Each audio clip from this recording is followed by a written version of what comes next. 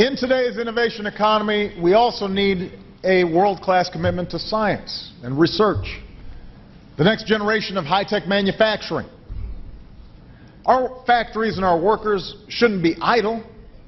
We should be giving people the chance to get new skills and training at community colleges so they can learn how to make wind turbines and semiconductors and high-powered batteries. And by the way, if we don't have an economy that's built on bubbles and financial speculation, our best and brightest won't all gravitate towards careers in banking and finance.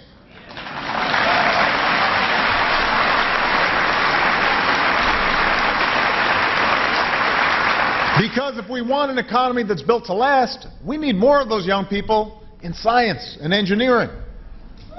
This country should not be known for bad debt and phony profits. We should be known for creating and selling products all around the world that are stamped with three proud words: Made in America.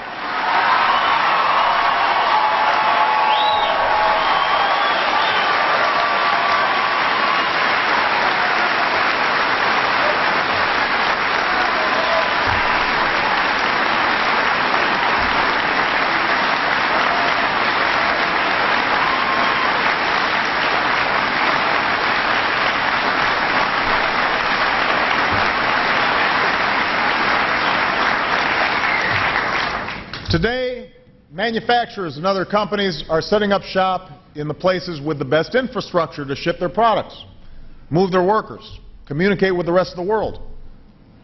And that's why the over 1 million construction workers who lost their jobs when the housing market collapsed, they shouldn't be sitting at home with nothing to do. They should be rebuilding our roads and our bridges, laying down faster railroads and broadband, modernizing our schools.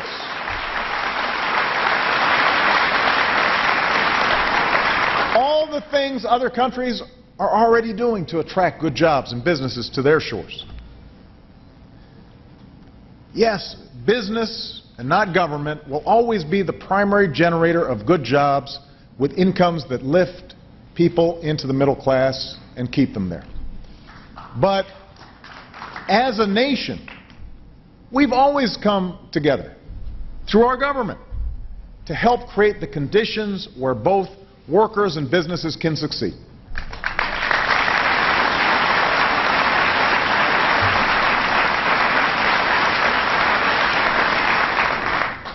And historically, that hasn't been a partisan idea. Franklin Roosevelt worked with Democrats and Republicans to give veterans of World War II, including my grandfather, Stanley Dunham, the chance to go to college on the GI Bill. It was a Republican president, Dwight Eisenhower, proud son of Kansas, who started the interstate highway system and doubled down on science and research to stay ahead of the Soviets. Of course, those productive investments cost money. They're not free. And so we've also paid for these investments by asking everybody to do their fair share. Look, if we had unlimited resources, no one would ever have to pay any taxes, and we would never have to cut any spending. But we don't have unlimited resources, and so we have to set priorities. If we want a strong middle class, then our tax code must reflect our values. We have to make choices. Today, that choice is very clear. To reduce our deficit, I've already signed nearly $1 trillion of spending cuts into law, and I've proposed trillions more, including reforms that would lower the cost of Medicare and Medicaid.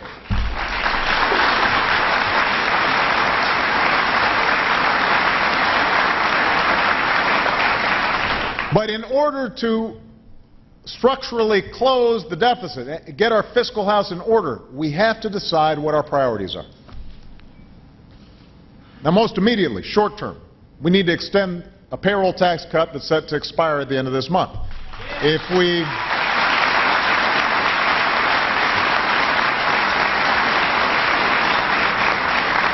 we don't do that, 160 million Americans, including most of the people here, will see their taxes go up by an average of $1,000 starting in January, and it would badly weaken our recovery. That's the short term. In the long term, we have to rethink our tax system more fundamentally. We have to ask ourselves, do we want to make the investments we need in things like education and research and high-tech manufacturing, all those things that helped make us an economic superpower?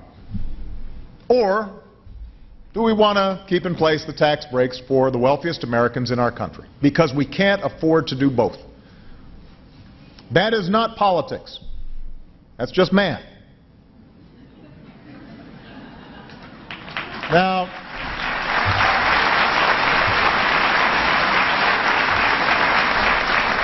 so far, most of my Republican friends in Washington have refused, under any circumstance, to ask the wealthiest Americans to go to the same tax rate they were paying when Bill Clinton was president. So let's just do a trip down memory lane here. Keep in mind, when President Clinton first proposed these tax increases, folks in Congress predicted they would kill jobs and lead to another recession. Instead, our economy created nearly 23 million jobs, and we eliminated the deficit.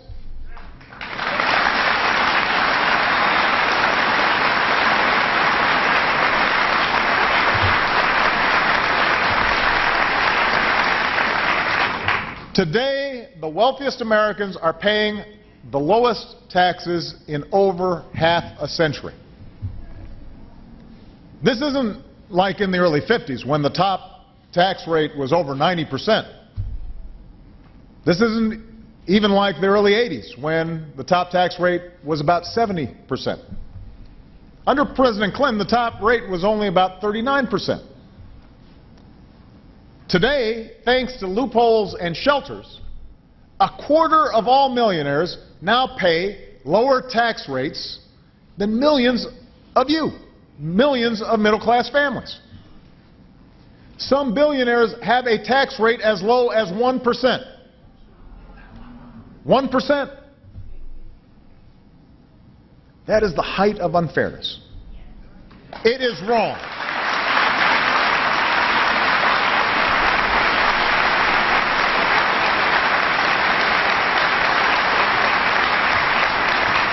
It's wrong that in the United States of America, a teacher or a nurse or a construction worker maybe earns $50,000 a year should pay a higher tax rate than somebody raking in $50 million.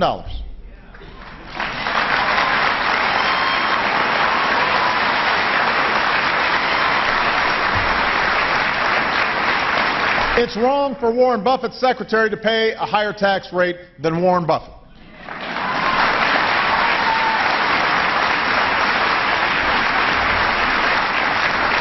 And by the way, Warren Buffett agrees with me.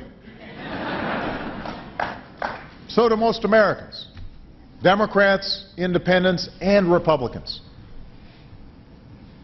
And I know that many of our wealthiest citizens would agree to contribute a little more if it meant reducing the deficit and strengthening the economy that made their success possible. This isn't about class warfare. This is about the nation's welfare. It's about making choices that benefit not just the people who've done fantastically well over the last few decades, but that benefits the middle class and those fighting to get into the middle class and the economy as a whole.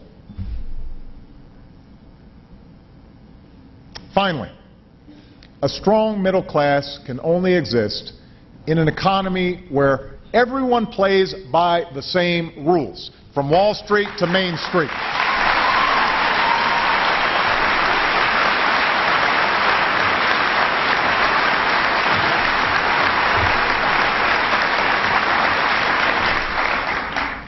As infuriating as it was for all of us, we rescued our major banks from collapse, not only because a full-blown financial meltdown would have sent us into a second depression, but because we need a strong, healthy financial sector in this country.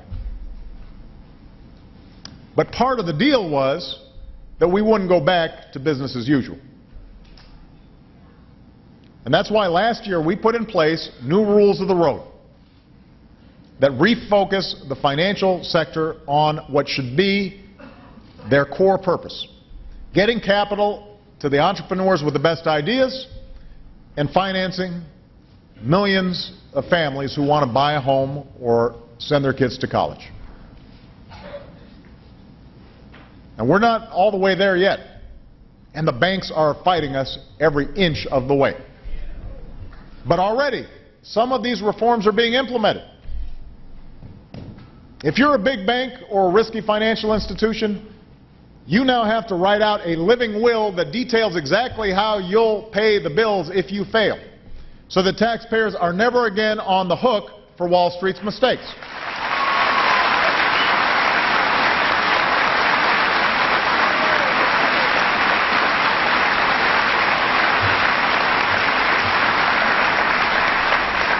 There are also limits on the size of banks and new abilities for regulators to dismantle a firm that is going under.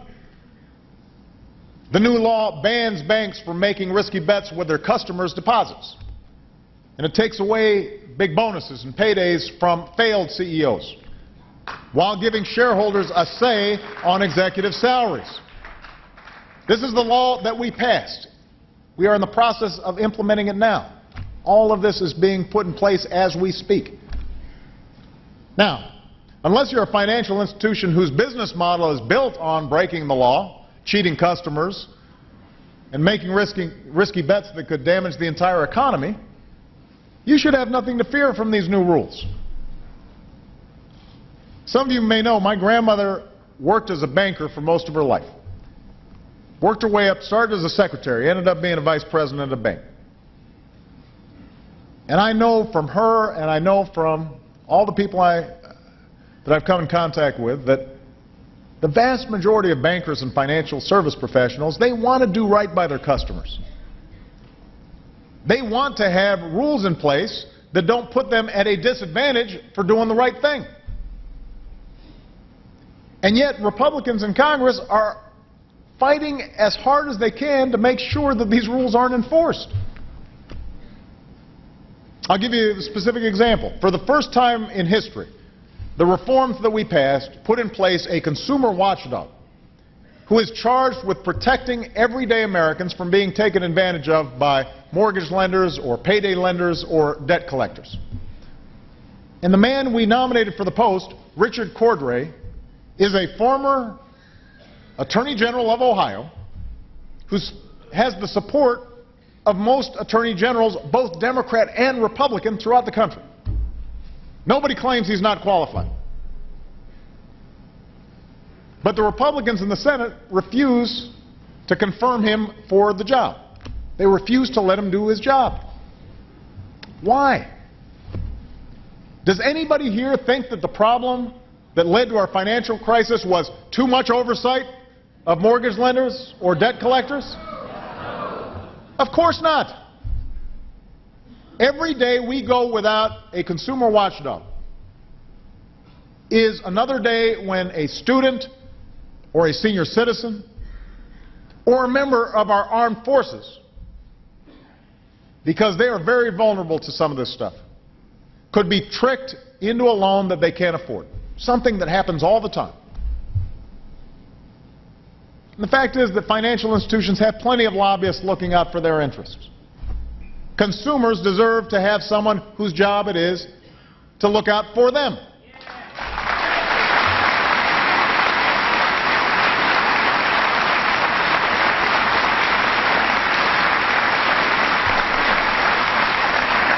And I intend to make sure they do.